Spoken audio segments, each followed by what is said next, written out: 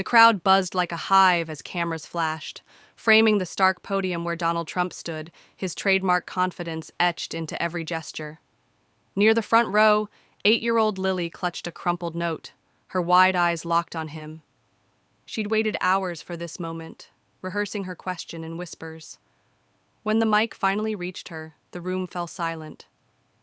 "Mr. Trump," she began, voice trembling, "does God still love us if we make mistakes?"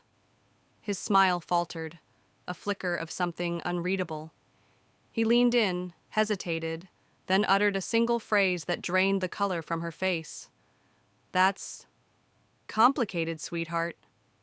Before he could finish, Secret Service agents abruptly whisked him away, leaving Lily staring at an empty stage. The camera lingered on her trembling lip, and the faint sound of a ringing phone in someone's pocket. Marco tracked Lily down, his investigative instincts clashing with her raw desperation. "Your dad was asking about a charity," he whispered at a dimly lit diner. "Something called Project Mercy." Lily froze. It was the same name from her dad's journals. As Marco dug deeper, he uncovered wire transfers, millions funneled to offshore accounts, all under the guise of faith-based aid. But Lily's focus stayed on Trump's unfinished answer. Late one night, she sneaked into Trump Tower's lobby, clutching the photo.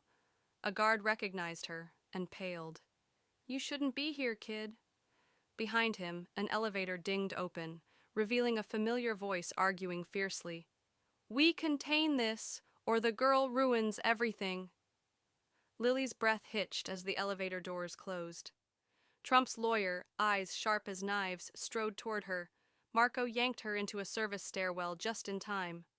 "They're covering something up," he hissed, showing her a blurred security tape, her dad arguing with Trump's team days before disappearing. Lily's tears fell on the footage. "Why won't he just answer me?" she whispered. The next morning, Trump scheduled an impromptu press conference. The nation tuned in, unaware of Lily hiding backstage, Marco's camera rolling. Trump's opening line stunned the room. "Today, we address human frailty." Lily stepped forward, note shaking in her hand. The lawyer lunged to stop her, but the mic was live. The press conference was packed, the air thick with tension. Trump took the stage, his usual bravado tinged with unease. Just as he began speaking, Lily stepped into the spotlight, clutching the microphone. "You didn't answer my question," she said, her voice steady despite the tears in her eyes. "Does God still love us if we make mistakes?" The room fell silent. Trump hesitated, his eyes darting to his lawyer, who shook his head almost imperceptibly. Then, in a shocking twist, Trump's demeanor shifted. "Your father," he said slowly, "was a good man. He believed in second chances, but some mistakes can't be undone."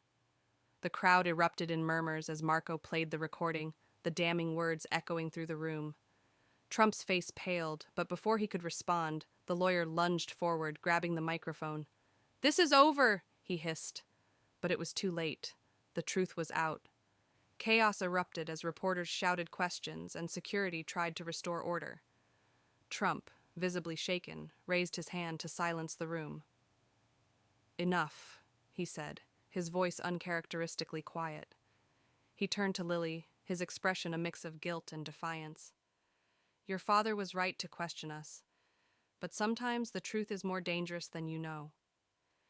As he spoke, a man in the crowd stepped forward. It was Lily's father, alive but visibly scarred. "I couldn't let them silence me," he said, his voice breaking. The room exploded in shock as father and daughter embraced, the emotional weight of the moment overwhelming. But just as it seemed the truth had prevailed, a new revelation emerged. The lawyer had been working with a foreign government to blackmail Trump. The scandal was far bigger than anyone had imagined. In the days that followed, the fallout was immense. Trump's reputation was tarnished, and Project Mercy was exposed as a front for corruption. Lily and her father became symbols of courage, their story inspiring others to speak out against injustice. Marco's reporting earned him accolades, but he credited Lily as the true hero. She reminded us that even the smallest voice can change the world, he said in an interview. As for Lily, she finally found peace. Standing beside her father at a quiet church service, she whispered a prayer of gratitude. God still loves us, she said, smiling through her tears, even when we make mistakes. The story of the little girl who asked Trump about God became a global sensation, a testament to the power of truth, faith, and the unbreakable bond between a father and his daughter.